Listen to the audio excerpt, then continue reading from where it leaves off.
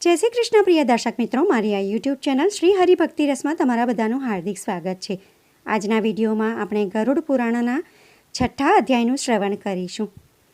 અત્યાર સુધી આપણે ગરુડ પુરાણના 1 થી 5 અધ્યાયનું શ્રવણ કર્યું છે। આશા કરું છું કે બધા અધ્યાય તમે સાંભળ્યા હશે અને બીજા લોકો સુધી પહોંચાડ્યા હશે। તો ચાલો હવે શરૂ કરીએ અધ્યાય 6। तो बोलो श्री गणपति गजानंद महाराजनी जय, श्री विष्णु भगवाननी जय। भगवान नारायणથી યમ માર્ગ પર વિસ્તારથી વર્ણન સંભળાવ્યા પછી ગરુડજીએ ભગવાનને કહ્યું, હે પ્રભુ, પાપ કરવાના અનેક ચિહ્ન હોય છે અને આ મનુષ્ય પાપ કરીને અનેક યોનિમાં જાય છે। તમે મને બતાવો કે એમાં શું અવસ્થા હોય છે અને તે કઈ કઈ યોનિમાં જાય છે। ગરુડથી આ પ્રશ્ન સાંભળીને ભગવાન નારાયણ બોલ્યા કે અનેક પાપી લોકો નરક યાતના ભોગવીને અનેક યોનિઓમાં જાય છે અને જે પાપથી એમને જે ચિહ્ન રહે છે તે જ હું તમને બતાવું છું। ક્ષય રોગથી પીડિત વ્યક્તિ બ્રાહ્મણ ગણને મારવાવાળો કોઢી થાય છે અને એ ચાંડાલની યોનિમાં જન્મ લે છે। જે વ્યક્તિ કોઈના ગર્ભને નષ્ટ કરે છે અને સ્ત્રીને મારે છે તે મ્લેચ્છ જાતિમાં જાય છે। ગુરુ પત્નીની સાથે યૌન સંબંધ સ્થાપિત કરવાવાળા વ્યક્તિ ચર્મરોગથી પીડિત થાય છે। માંસ ખાવાવાળા લાલ રંગના હોય છે અને જે બ્રાહ્મણ ખાદ્ય અને અખાદ્ય પદાર્થ ખાય છે એમનું પેટ ખૂબ મોટું હોય છે। જે વ્યક્તિ બીજાને ખાવાનું નથી આપતો અને પોતાના માટે જ ખાય છે તે ગલગંડ રોગથી પીડિત થાય છે। સફેદ કોઢનો રોગી તે હોય છે જે અશુદ્ધ અન્નથી શ્રાદ્ધ કરે છે। મિર્ગીના રોગથી પીડિત વ્યક્તિ ગુરુના અપમાનના ફળ સ્વરૂપ આ કષ્ટ પ્રાપ્ત કરે છે। શાસ્ત્ર અને વેદોની નિંદા કરવાવાળા પીડિયા રોગથી ગ્રસ્ત થઈ જાય છે। જે પ્રાણી ખોટી સાક્ષી આપે છે, કોઈના વિવાહમાં વિઘ્ન પેદા કરે છે, પુસ્તક ચોરે છે, તે કાણો અને હોઠ વગરનો કે અંધ થઈ જાય છે। અસત્ય બોલવાવાળા વ્યક્તિ હકલાવાવાળા થઈ જાય છે અને જૂઠ બોલવાવાળા બહેરા। જે વ્યક્તિ રત્ન ચોરે છે તે નીચ કુળમાં ઉત્પન્ન થાય છે અને જે કોઈને ઝેર આપે છે અથવા કોઈના ઘરમાં આગ લગાવે છે અથવા જે રત્ન ચોરે છે, સોનાની ચોરી કરે છે, તે ઉન્મત્ત રોગી અને નીચ કુળમાં પેદા થાય છે। શાક અને પત્તા ચોરવાવાળા મોરની યોનિમાં જાય છે। આ રીતે અનેક અપકર્મ કરવાવાળા વ્યક્તિ અનેક યોનિમાં અનેક ચિહ્નોની સાથે જન્મ લે છે। હું આના સિવાય અન્ય યોનિઓના વિષયમાં પણ બતાવું છું। જે વ્યક્તિ મધુ ચોરે છે એટલે કે મધ ચોરે છે અને પાન ફૂલની ચોરી કરે છે, મીઠું ચોરે છે, તે ગીઢ, કીડી અને વાનરની યોનિ પ્રાપ્ત કરે છે। ઝેર પાન કરીને મરવાવાળા વ્યક્તિ સર્પની યોનિમાં જન્મ લે છે। જૂતા, તિનકા અને કપાસને ચોરવાવાળા બકરી થાય છે અને જે મનુષ્ય હિંસા કરીને પોતાની જીવિકા ચલાવે છે અથવા તીર્થયાત્રીઓને લૂંટે છે તેઓ કસાઈના ઘરમાં બકરો બનીને પેદા થાય છે અને જે હંમેશા ઉદંડ રહેવાવાળા હોય છે એને જંગલના હાથીની યોનિ મળે છે। જે બ્રાહ્મણ બલિ આપવાવાળા નીચોનું અન્ન ખાય છે એને વાઘની યોનિ મળે છે અને જે સંધ્યા તથા ગાયત્રીના જપ નથી કરતા અને જેનું હૃદય પાપોથી ભરેલું છે, જે ઉપરથી સ્વચ્છ અને અંદરથી ગંદા હોય છે એમને બગલાની યોનિ મળે છે। ઘણા એવા લોકોના પુરોહિત બનીને જે લાલચ કરે છે તેઓ ગધેડા બને છે અને જે આમંત્રણ વગર ભોજન કરે છે એમને કાગડાની યોનિ મળે છે। જે બ્રાહ્મણ સુપાત્રને વિદ્યા નથી આપતા તો બળદ બને છે અને જે શિષ્ય ગુરુની સેવા નથી કરતો તે પશુ યોનિને મેળવે છે। ગુરુની સામે વિવાદ અને સંવાદ કરવાવાળા શિષ્ય રાક્ષસ થાય છે। એના સિવાય મિત્રથી દ્રોહ કરવાવાળા બહાડી, ગીધ, દગો આપીને ખરીદવાવાળા ઉલ્લુ, વર્ણાશ્રમની નિંદા કરવાવાળા કબૂતર થાય છે। આશાભંગ કરવાવાળા, સ્નેહને ભંગ કરવાવાળા દ્વેષી, સ્ત્રીને ચોરવાવાળા મોર, દ્વેષવશ સ્ત્રીનો પરિત્યાગ કરવાવાળા ચિરકાળ સુધી ચકલાચકલી થાય છે। માતા પિતા, ગુરુ, ભાઈ અને બહેનથી વેર કરવાવાળા હજારો વખત જન્મ લે છે અને ગર્ભમાં નષ્ટ થઈ જાય છે। સાસુને ગાળ આપવાવાળી વહુ, નિત્ય કલહ કરવાવાળી અને પોતાના પતિને ધિક્કારવાવાળી ચીલ એટલે કે સંભળી થાય છે। જે સ્ત્રી પોતાના પતિને છોડીને બીજા પુરુષથી પ્રીતિ કરે છે તે ગો અને બે મોંવાળી સાપણ થાય છે। પોતાના ગોત્રને ભ્રષ્ટ કરવાવાળા, પોતાના ગોત્રની સ્ત્રીમાં ગમન કરવાવાળા, તરક્ષુ અને સલ્લકી થઈને રીછની યોનિમાં ઉત્પન્ન થાય છે। તાપસ, સ્ત્રીમાં ગમન કરવાવાળા પુરુષ મરુસ્થળમાં પિશાચની યોનિ મેળવે છે. જે ઋતુમતી નથી થઈ એવી સ્ત્રીમાં ભોગ કરવાવાળા વનમાં અજગર થાય છે. ગુરુની સ્ત્રીમાં ભોગ કરવાવાળા વિષ ખોપડા, રાજાની સ્ત્રીમાં ગમન કરવાવાળા દુષ્ટ અને મિત્રની સ્ત્રીમાં ગમન કરવાવાળા ગધેડા થાય છે. ગુદામાં ગમન કરવાવાળા સુવર, કૃસલીમાં ગમન કરવાવાળા બળદ અને મહાકામી અને લંપત ઘોડા થાય છે. મૃતકના એકાદશાના દિવસે ભોજન કરવાવાળા કૂતરા અને દેવતાઓના ભાગને ખાવાવાળા મરઘા થાય છે. જે બ્રાહ્મણ દ્રવ્યના લોભથી દેવતાઓનું પૂજન કરે છે તે દેવલક કહેવામાં આવે છે અને દેવકાર્ય તથા પિતૃકાર્યમાં નિંદિત થાય છે. મહાપાતકોથી યુક્ત થઈને જે પ્રાણી ઘોર નરકોનો ઉપભોગ કરીને કર્મના ક્ષય થવા પર આ સંસારમાં ફરીથી આવે છે, છતાં પણ તે મહાપાતકી જ હોય છે. બ્રહ્મ હત્યા કરવાવાળા મનુષ્ય ગધેડા, ઊંટ અને ભેંસની યોનિમાં ઉત્પન્ન થાય છે. મદિરા પીવાવાળા વરુ, કૂતરા અને શિયાળની યોનિ મેળવે છે. સોનું ચોરવાવાળા કીડા, મંકોડા, પતંગિયાની યોનિ મેળવે છે. બીજાની સ્ત્રીનું હરણ કરવાવાળા અને કૌવાઓના રાખેલા ધનને પાછું ન આપવાવાળા વ્યક્તિ બ્રહ્મ રાક્ષસ થાય છે તથા બળજબરીથી વધારે ચોરી લેવામાં આવેલું ધન મનુષ્યના બધા પુણ્યોને નષ્ટ કરી દે છે અને સૃષ્ટિ પર્યંત એની પેઢીઓને સમાપ્ત કરી દે છે. કોઈ પણ મનુષ્ય બ્રાહ્મણના ધનને નથી પચાવી શકતો. બ્રાહ્મણના ધનથી જો સેના એકઠી કરવામાં આવે તો તે પણ રેતીના પુલની જેમ વિખેરાઈ જાય છે. હે ગરુડ, બ્રાહ્મણનું અતિક્રમણ કરવાથી, દેવતાઓના ધનને હરવાથી કુળ પણ નષ્ટ થઈ જાય છે. જે વ્યક્તિ બ્રાહ્મણોને દાન નથી આપતો તે અંધ, દરિદ્ર અને ભિખારી થઈ જાય છે. પોતાના માટે આપેલા દાનને લૂંટવું પણ પાપનું કારણ થાય છે અને આવા વ્યક્તિ 60,000 વર્ષ સુધી ગટરના કીડા બન્યા રહે છે. મનુષ્યને જોઈએ કે તે ભૂમિ અને જીવિકા આપીને વિદ્વાન બ્રાહ્મણની રક્ષા કરવાનો પ્રયત્ન કરે. જો તે રક્ષા નથી કરતો અથવા ખુદ લઈ લે છે તો પંગુ અને કૂતરો થાય છે. આપણા બધા દેહધારીઓમાં અનેક ચિહ્ન અને યોનિઓ પોતાના કર્મના દ્વારા પ્રાપ્ત થાય છે. જે વ્યક્તિ કોઈ બ્રાહ્મણની જીવિકાને હરી લે છે તે કૂતરા અને વાંદરાની યોનિમાં જન્મ લે છે. ખરાબ કર્મ કરવાવાળા વ્યક્તિ પહેલાં તો અનેક નરકોમાં યાતના સહન કરે છે અને પછી અનેક કષ્ટકારક યોનિઓમાં જન્મ લે છે. આ યોનિઓમાં તે અનેક પશુ પક્ષીઓના રૂપમાં જન્મ લઈને શરદી ગરમીમાં કષ્ટ ભોગવતો પોતાના કર્મ અને અકર્મનું ફળ ભોગવે છે. જ્યારે આ બધા શુભ અને અશુભ કર્મ સમાપ્ત થઈ જાય છે ત્યારે જ તે મનુષ્યનો દેહ પ્રાપ્ત કરવાનો અધિકારી થાય છે અને પછી સ્ત્રી પુરુષના પ્રસંગથી ગર્ભમાં જીવ બનીને સુખ દુઃખ મેળવે છે, કેમ કે બધા શરીરના ધારણ કરવાવાળાઓનો જન્મ અને વિનાશ થાય છે. મનુષ્ય જીવ માયાથી ગ્રસિત થઈને કર્મજાળમાં બંધાયેલા મૃત્યુલોકમાં આવતા જતા રહે છે.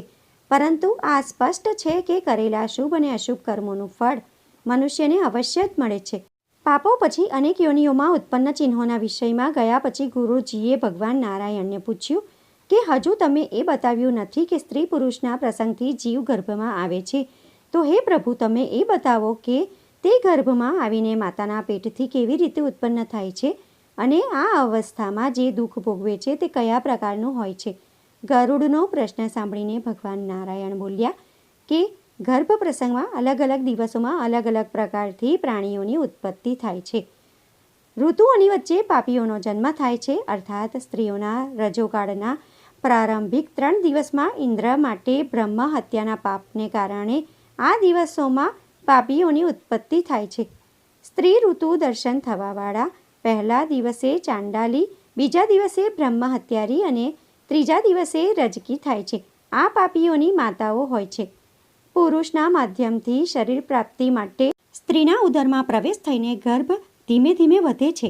તે 1 રાત્રિમાં કરલ, 5 રાત્રિમાં બુદ્ધ થાય છે, 10 રાત્રિમાં કર્કધુ નામનું માંસનું પિંડ થાય છે અથવા બીજી યોનિમાં ઈંડું થાય છે. એની પાછળ 2 મહિનામાં માથું થાય છે અને બાહુ વગેરે અંગોનો વિભાગ થાય છે અને 3 મહિનામાં નખ, રોમ, હાડકાં, ચામડી અને લિંગ વગેરે છેદ થાય છે.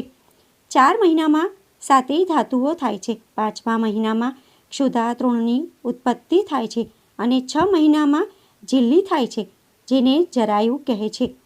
જીવ એમાં લપેટાયેલો જમણી કૂખમાં ભ્રમણ કરે છે. આ જરાયુનો રસ, ધાતુ, લોહી વગેરે માતાથી ખાધેલા અન્ન, પાન વગેરેથી વધે છે.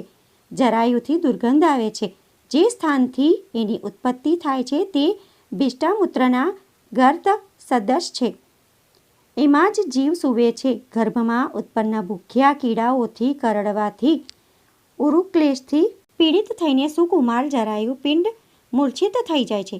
માતાથી ખાધેલા કડવા, તીખા, નમકીન, સૂકા અને ખાટા વગેરે પદાર્થથી સ્પર્શ થવા પર અંગોમાં વેદના થાય છે તથા જરાયુ અને આંતરડાના બંધનમાં પડીને જીવ કુખમાં માથું કરીને પીઠ ગ્રીવાને લચીલું બનાવીને પિંજરામાં પક્ષીની સમાન અંગોને ચલાવવામાં અસમર્થ થઈ જાય છે. ત્યાં તેવ યોગથી 100 જન્મોની વાતો સ્મરણ કરીને દીર્ઘ શ્વાસ લઈ લે છે. તેથી સહેજ પણ સુખ નથી મળતું.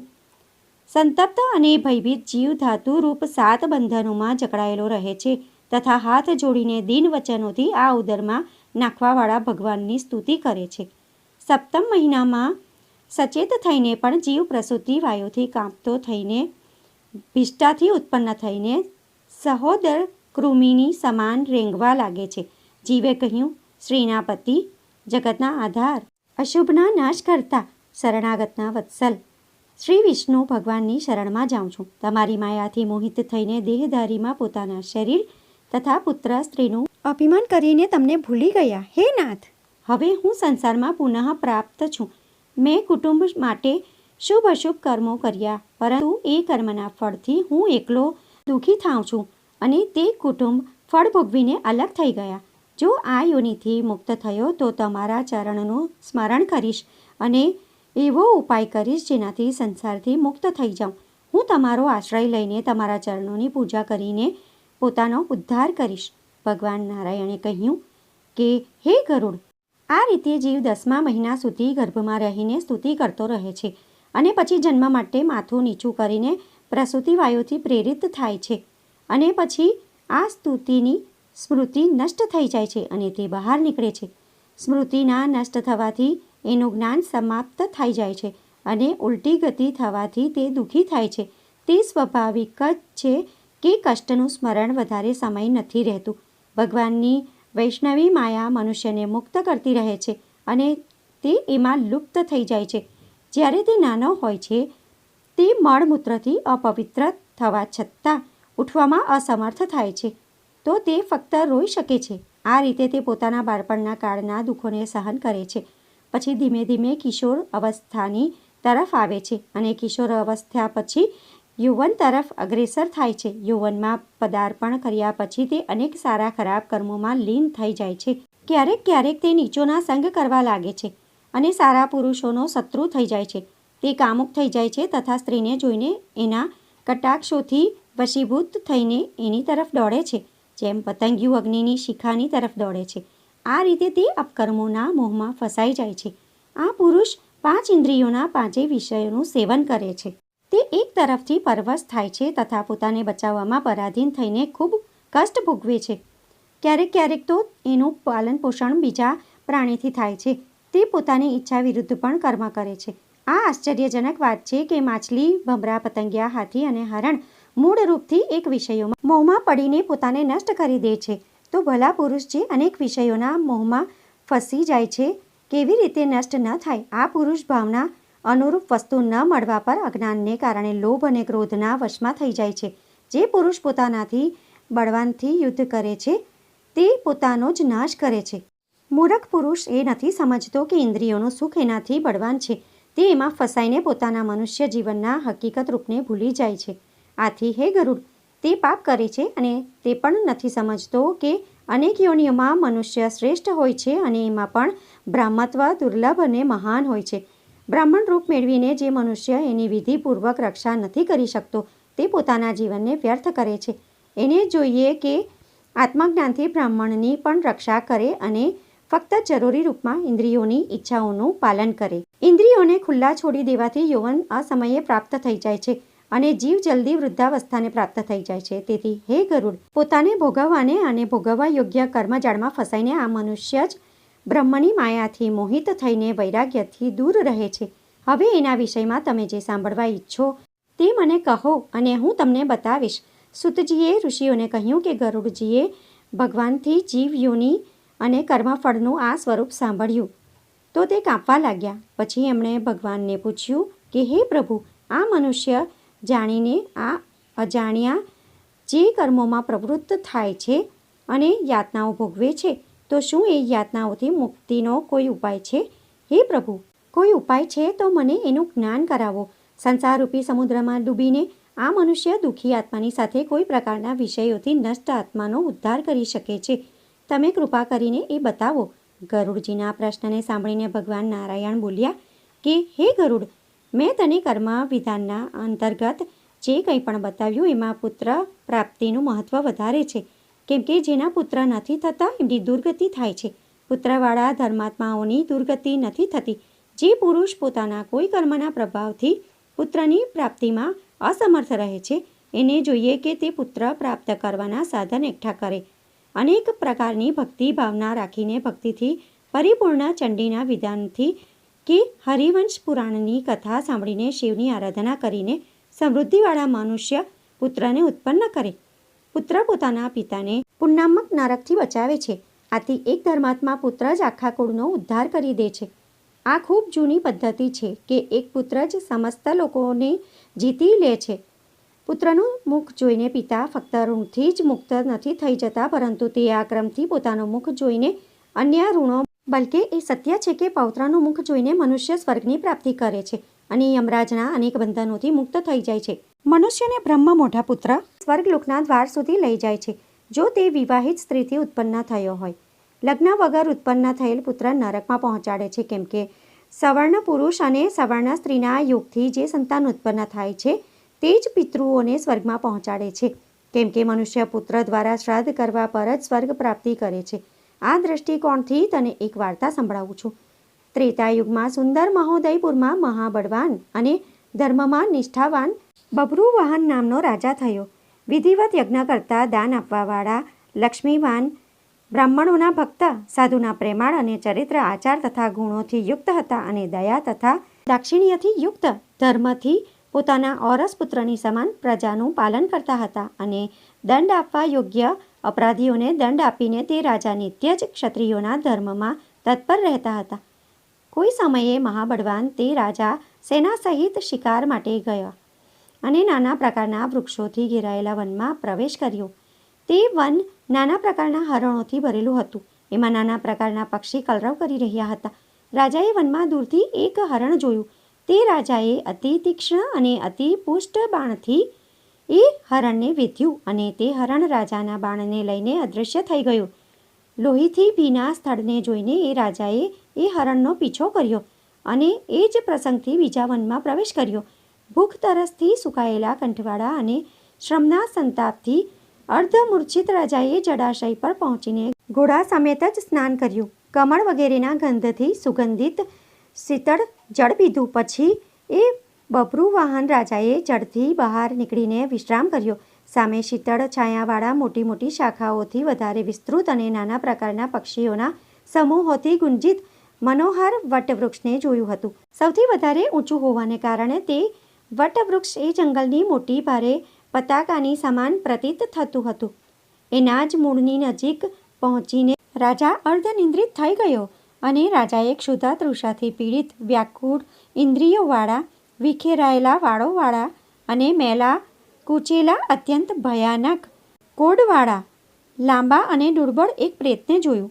વિકૃત અને ઘોર રાક્ષસને જોઈને બભ્રુવાહન ખૂબ જ વિસ્મિત થઈ ગયો અને પ્રેત પણ એ ઘોર વનમાં આવેલા એ રાજાને જોઈને ચકિત થઈ ગયો. તે પ્રેત પણ ઉત્કંઠિત મનથી રાજાની નજીક આવ્યો અને હે ગરુડ, પ્રેતરાજ એ સમયે રાજાને બોલ્યો કે હે રાજન, તમારા દર્શનરૂપી મિલનથી મેં પ્રેતભાવ છોડ્યો અને પરમગતિને પ્રાપ્ત થયો. હે મહાબાહો, તમારા સંયોગથી આજે અતિ ધન્ય થયો છું. રાજાએ કહ્યું, હે પ્રેત, આ કૃષ્ણવર્ણ મોટું ભયાનક અને ઘોર દર્શન, આવું મોટું અમંગળ પ્રેતત્વ તને કયા કર્મના પરિણામે મળ્યું છે? હે તાત, તમે મને આ પ્રેતત્વનું બધું જ કારણ કહો. તું કોણ છે? કયા દાનથી તારું પ્રેતત્વ દૂર થશે? પ્રેતે જવાબ આપ્યો કે હે રાજશ્રેષ્ઠ, હું તમને અંત સુધી બધું કહું છું અને મારા પ્રેતત્વનું કારણ સાંભળીને તમે મારા પર દયા કરવા યોગ્ય થશો. બધી સંપત્તિઓથી પૂર્ણ વૈદિશ નામનું એક નગર છે, જે અનેક પ્રકારના જનપદો તથા રત્નોથી પરિપૂર્ણ છે. ભવનો અને પ્રસાદોની શોભાથી સંયુક્ત છે અને નાના પ્રકારના સ્ત્રોત સ્માર્તે વગેરે ધર્મથી યુક્ત છે. હે તાત, એ પુરમાં દેવતાઓનું પૂજન કરતો કરતો હું નિવાસ કરતો હતો. હું વૈશ્ય જાતિનો છું. મારું નામ સુદેવ છે. આ તમે જાણો. હવિષ્યાન્નથી દેવતાઓને અને કવ્યાન્નથી પિતરોને સંતુષ્ટ કરતો હતો. નાના પ્રકારના દાનોથી મેં બ્રાહ્મણોને સંતુષ્ટ કર્યા અને દીન, અંધત તથા પંગુ મનુષ્યોને મેં અનેક પ્રકારથી અન્ન આપ્યું છે.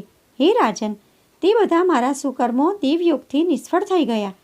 જે પ્રકારે મારું સુકૃત નિષ્ફળ થઈ ગયું એને હું કહું છું. મને સંતતિ, મિત્ર, બાંધવ વગેરે એવું કોઈ નથી જે મારી અર્ધ્વદેહિક ક્રિયા કરે. હે મહારાજા, જેનું ઓઢસમાસિક શ્રાદ્ધ નથી થતું, સેંકડો શ્રાદ્ધ કરવા પર પણ એનું પ્રેતરૂપ સમાપ્ત નથી થતું. આથી તમે મારો ઉદ્ધાર કરો. હે રાજા, રાજા જ એ લોકમાં બધાનો બંધુ માનવામાં આવે છે. હું તમને રત્ન અને મણિઓ આપીશ. તમે એવું કામ કરો જેનાથી હું પ્રેત યોનિમાંથી મુક્ત થઈ જાઉં. મારા માટે આ સ્થિતિ ખૂબ જ દુઃખદાયક છે. આ વન ખૂબ જ સુંદર છે. એમાં ફળ ફૂલ છે અને શીતળ જળ પણ છે. પરંતુ હું તરસ્યો હોવા છતાં પણ પાણી નથી પી શકતો. હે રાજન, મારી બધી ક્રિયાઓ જો નારાયણ વિધિથી થાય અને વેદ મંત્રોનું ઉચ્ચારણ થાય તો મારું પ્રેતરૂપ નષ્ટ થઈ જશે. કેમ કે વિષ્ણુની પૂજા કરવાથી, સજ્જનોની સંગતિ અને શાસ્ત્રોને સાંભળવાથી એનાથી મનુષ્ય પ્રેત યોનિથી છુટકારો મેળવે છે.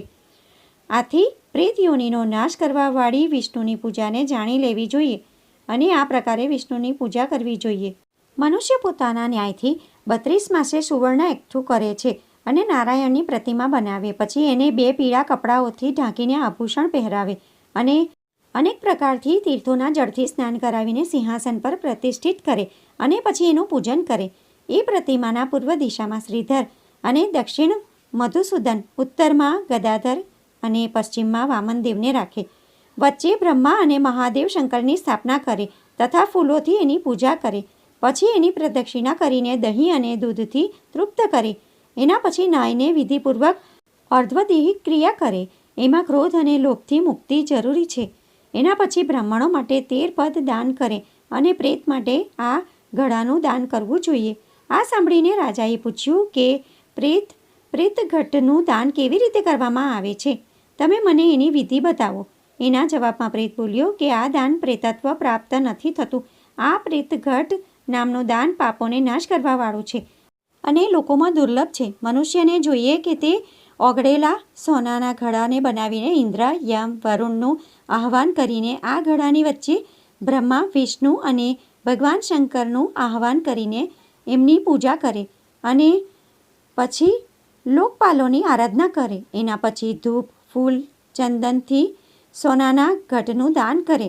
આ દાન પાપોને નાશ કરવાવાળું છે અને જો મનુષ્ય ઈચ્છે કે એનું પ્રેતત્વ નષ્ટ થાય તો એને આ દાન કરવું જોઈએ. શ્રી ભગવાને એને પછી કહ્યું, હે ગરુડજી, જે સમયે પ્રેતની સાથે રાજા વાત કરી રહ્યા હતા એ સમયે હાથી, ઘોડા અને રથોથી ભરેલી રાજાની સેના પણ ત્યાં આવી ગઈ. એના ઉપરાંત પ્રેતે રાજાને મહામણી આપી અને ત્યાંથી ચાલ્યો ગયો. રાજા પણ પોતાના નગરમાં પાછો આવ્યો અને ત્યાં પ્રેત માટે શ્રાદ્ધ કર્યું. એનાથી એ પ્રેતની યોનિ છૂટી ગઈ અને એના આપેલા દાનથી પ્રેત પણ ઉત્તમ ગતિને પ્રાપ્ત થયો. આ સાંભળીને ગરુડજીએ ભગવાન નારાયણને પૂછ્યું કે હે ભગવાન, પુણ્ય આત્માઓની અલૌકિક ક્રિયાઓ હોય છે અને એમના વિષયમાં બતાવો. આ સાંભળીને ભગવાન બોલ્યા કે ધર્મસંપન્ન લોકોના યોગ્ય ક્રિયાઓના વિષયમાં હું તને બતાવું છું. જે પુણ્યાત્મા મનુષ્ય છે તે પોતાના વૃદ્ધાવસ્થામાં પોતાની ઇન્દ્રિયોની અશક્તતાને કારણે કશું નથી સાંભળતું, પરંતુ પોતાની મૃત્યુને નજીક સમજીને એને એ પાપોનું પ્રાયશ્ચિત કરવું જોઈએ જે એણે જાણે કે અજાણે કર્યા છે. અંત સમયમાં પૂર્વ ભગવાન વિષ્ણુનું ધ્યાન કરે અને ગંધ, મૂળ, મીઠાઈ, ફળ વગેરેથી પૂજા કરે. એમાં કેટલીક વાતો વિશેષ રૂપથી ધ્યાન આપવાની છે. બ્રાહ્મણોને દક્ષિણા આપવી અને ભોજન કરાવવું, અષ્ટાક્ષરનો જાપ કરવો, દ્વાદશાક્ષર મંત્રનો જાપ કરવો, વિષ્ણુના બધા અવતારો મત્સ્ય, કૂર્મ, વરાહ, નરસિંહ, રામચંદ્ર, કૃષ્ણ, વામન, પરશુરામ, કલ્કી આમનું સ્મરણ કરવું અને બુદ્ધનું સ્મરણ કરવું. ગરુડ પુરાણમાં બુદ્ધને પણ વિષ્ણુના અવતાર રૂપમાં માની લેવામાં આવ્યા છે. કૃષ્ણ નામના જાપ કરવાથી મનુષ્યના કરોડો પાપ ધોવાઈ જાય છે. કેમ કે અજામિલના નારાયણ નામના પોતાના પુત્રને પુકારીને મોક્ષ પ્રાપ્ત કરી લીધો હતો. તો પછી પોતાના મનની ઊંડાણતાથી વિષ્ણુનું નામ લેવાથી મનુષ્ય મોક્ષ પદને અવશ્ય પ્રાપ્ત થાય છે. ભગવાન વિષ્ણુ દુષ્ટોને પણ ક્ષમા કરી દે છે, કેમ કે તે એમનું નામ સ્મરણ કરી લે છે. પાપનો નાશ કરવામાં વિષ્ણુનું નામ જેવી શક્તિ બીજા કોઈ તત્વમાં નથી. જ્યારે યમરાજ પોતાના દૂતોને આદેશ આપે છે તો કહે છે કે તમે ફક્ત એ જ લોકોને લાવો જેઓએ ભગવાન વિષ્ણુના નામનું સ્મરણ ન કર્યું હોય. ભગવાન વિષ્ણુના અનેક નામ છે. કમલ નયન, વાસુદેવ, શંખ ચક્રને ધારણ કરવાવાળા, દામોદર, હરિ, શ્રીધર, માધવ, જાનકી નાયક. આ બધા નામોના સ્મરણથી પાપ દૂર થઈ જાય છે. જે મનુષ્ય ભગવાનના ચરણ કમળોમાં પોતાની ભક્તિ રાખે છે એના માટે યમરાજનો આદેશ છે કે એને છોડી દેવામાં આવે. ફક્ત એ જ વ્યક્તિને લાવવામાં આવે જે ભગવાનનું સ્મરણ નથી કરતો અને એમની પૂજાથી વિમુખ થાય છે. જે વ્યક્તિ પાપોનું પ્રાયશ્ચિત કરે છે અને નારાયણથી દૂર રહે છે એનો ઉદ્ધાર નથી થતો. કૃષ્ણ ભક્ત સ્વપ્નમાં પણ યમદૂતોને નથી જોતો.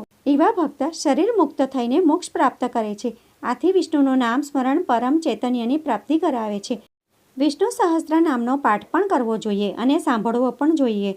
એકાદશીનું વ્રત, ગીતા, ગંગાજળ, તુલસીજળ મૃત્યુના સમયે મનુષ્યને મુક્તિ અપાવવાવાળા હોય છે. હે ગરુડજી, આ વાત જાણી લેવી જોઈએ. જે મનુષ્ય અંતકાળમાં દાન આપે છે એને વધારે અધિક ફળ મળે છે. અંતિમ સમયમાં કરવામાં આવેલું દાન જો પુત્ર દ્વારા સમર્થિત થાય છે તો એનું ફળ ઓર પણ વધારે થાય છે. સત્પુત્રને જોઈએ કે તે પોતાના પિતાના અંતિમ સમયમાં એમનાથી દાન કરાવે, કેમ કે આથી લોકો પુત્રની કામના કરે છે. પિતાના અંત સમયમાં કરવામાં આવેલા દાનના ફળ પુત્રને પ્રાપ્ત થાય છે અને પિતા પણ દુઃખને પ્રાપ્ત નથી થતા. તલનું દાન ખૂબ જ મહત્વપૂર્ણ હોય છે. એનાથી અસુર, દાનવ, દૈત્ય સંતુષ્ટ થઈ જાય છે. સફેદ કાળા રંગના તલ દાન કરવાથી મન શરીરથી કરવામાં આવેલા પાપ ધોવાઈ જાય છે. ભૂમિમાં હાથ રાખીને લોખંડનું દાન કરવું જોઈએ. એનાથી યમરાજનો ભય દૂર થઈ જાય છે, કેમ કે યમરાજના હાથમાં કુહાડી વગેરે રહે છે. તેથી આ દાન એમના ડરથી મુક્ત કરે છે. સોનાનું દાન સૌથી મહત્વપૂર્ણ દાન છે. એનાથી ભૂલોક અને સ્વર્ગલોકમાં નિવાસ કરવાવાળા પ્રાણી સંતુષ્ટ થાય છે. દેવતા પણ આ દાનને પ્રાપ્ત કરીને વરદાન આપે છે. આ દાન પ્રેતનો ઉદ્ધાર કરે છે અને સ્વર્ગની ગતિ બતાવે છે. તે પરાક્રમી, ધની, ધર્માત્મા અને રૂપવાન હોય છે. કપાસનું દાન પણ યમદૂતોના ભયથી દૂર કરાવે છે. મીઠાનું દાન કરવાથી ચિત્રગુપ્ત વગેરે પણ સંતુષ્ટ થાય છે. સપ્તધાન્યથી ધર્મરાજ પ્રસન્ન થાય છે અને યમપુરના દ્વાર બંધ થઈ જાય છે. સપ્તધાન્ય જવ, ઘઉં, મગ, અડદ, ચણા અને ચોખા તથા કંગુની કહેવામાં આવ્યા છે. ગાય ચરમ માત્ર અર્થાત એટલી ધરતી પર જેના પર ગાય અને બળદ સાથે સાથે બેસી શકે દાન કરવાથી મનુષ્ય બ્રહ્મ હત્યાના પાપથી મુક્ત થઈ જાય છે. જે મનુષ્ય વ્રત કરે છે અને આ બધા કહેલા દાનો કરે છે એના તો પાપ દૂર થાય જ છે, પરંતુ ભૂમિદાનથી મનુષ્ય સુર અને અસુરથી પૂજિત થઈને ઇન્દ્રલોક જાય છે. જે રાજા બ્રાહ્મણને ભૂમિદાન નથી કરતો તે સંસારમાં જો ફરીથી આવે તો પોતાની એક નાની ઝૂંપડી પણ નથી બનાવી શકતો. અભિમાનવશ ભૂમિનું દાન કરવાથી જ નરકમાં વાસ થાય છે. પરંતુ આ ત્યાં સુધી હોય છે જ્યાં સુધી કે તે બાકી ભૂમિ પોતાની પાસે રાખે છે. ભૂમિદાન ગૌદાનની જેમ જ છે, કેમ કે ભૂમિ ગાયનું જ રૂપ છે. મનુષ્યને જોઈએ કે અંતધેનુ અને રુદ્રધેનુ તથા ઋણધેનુ તથા મોક્ષધેનુનું દાન કરે. આ પ્રકારના દાનથી મનુષ્ય બધા પ્રકારના પાપોથી મુક્તિ મેળવી લે છે. પોતાની અનેક અવસ્થાઓમાં કરવામાં આવેલા પાપ ગાય દાનથી નષ્ટ થઈ જાય છે. સમય સમય પર જે મન, વચન, કર્મથી પાપ થાય છે તે બ્રાહ્મણને ગાય દાન આપવાથી નષ્ટ થઈ જાય છે. મનુષ્યને જોઈએ કે તે સાવધાન થઈને મૃત્યુથી પહેલાં ગૌદાન કરે, પરંતુ દાન સત્પાત્રને જ કરવામાં આવવું જોઈએ, કેમ કે સત્પાત્રને પ્રતિગ્રહના દોષ નથી લાગતા. અપાત્રને દાન આપવામાં દાતાને નરકમાં પહોંચાડે છે.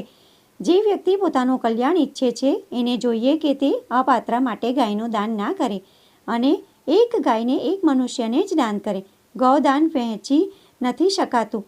હવે હું વૈતરણી નદીને પાર કરવા માટે ગૌદાનનું મહત્વનું ચિત્રણ કરું છું. મનુષ્યને જોઈએ કે તે કૃષ્ણ કે લાલ વર્ણની ગાયને આભૂષણોથી સુસજ્જિત કરીને એને ખુરોની ચાંદી, શિંગડાઓને સોનાના બનાવીને કપાસની ઉપર ઊભી કરીને તાંબાના પાત્રની સાથે લોખંડ દંડને ધારણ કરવાવાળા યમરાજની સ્થાપના કરે.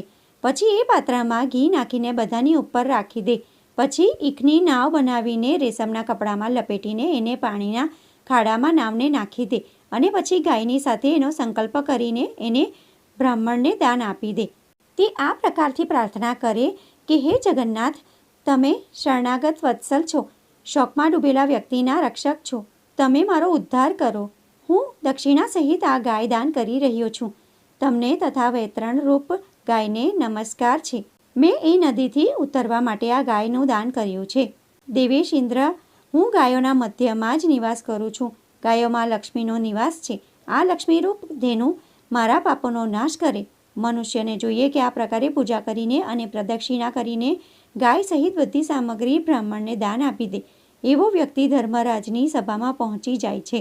આ પ્રકારે પુણ્યકાળમાં ગાયનું દાન કરવાથી પાપ નષ્ટ થઈ જાય છે. જ્યારે શ્રદ્ધા ઉત્પન્ન થાય અને કોઈ સુપાત્ર મળી જાય એને પણ પુણ્યકાળ માનવામાં આવે છે. અર્થાત એવા સમયમાં નિશ્ચિત થઈને ગૌદાન કરવું જોઈએ, કેમ કે મનુષ્યનો વૈભવ એક જેવો નથી હોતો અને મૃત્યુ પણ ક્યારેય પણ આવી શકે છે. આથી દાન કરીને મનુષ્યને ધર્મનો સંગ્રહ કરવો જોઈએ. ભાવનાથી કરવામાં આવેલું થોડું દાન પણ અપાર ફળ આપે છે. ભાઈ બંધુ શરીર બંધુ નાશવંત છે, ફક્ત ધર્મ જ સ્થિર રહે છે. મૃત્યુ પછી પ્રત્યેકનો પ્રેમ ક્ષીણ થઈ જાય છે. પ્રાણીની પોતાની આત્મા જ એના બંધુ છે. આથી પોતાની સંતુષ્ટિ માટે દાન આપવું જોઈએ. આ જીવન અનિત્ય છે. મનુષ્યની પાછળ કોઈ એના માટે કશું નથી કરતો. આથી એને ખુદ પોતાના લોકોત્તરની ચિંતા થવી જોઈએ.